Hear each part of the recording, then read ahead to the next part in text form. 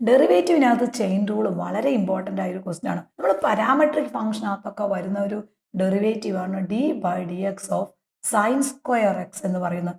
Sine square എക്സിന്റെ derivative വരുമ്പോൾ ഈ 2 നേരെ ഇപ്പുറത്തേക്ക് വരും. 2 ഇൻറ്റു സൈൻ എക്സ് വരും.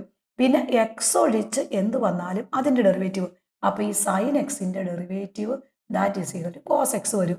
Then d/dx of sine cube x നോക്കുക. That is equal to 3.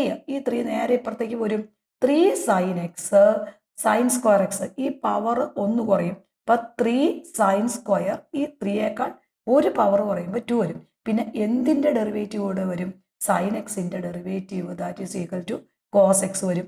d/dx of sine raise to 4x that is equal to 4 power 1 കുറഞ്ഞ് സൈൻ ക്യൂബ് എക്സ് പിന്നെ എന്തിന്റെ ഡെറിവേറ്റീവ്? സൈൻ എക്സിന്റെ derivative that is equal to cos X.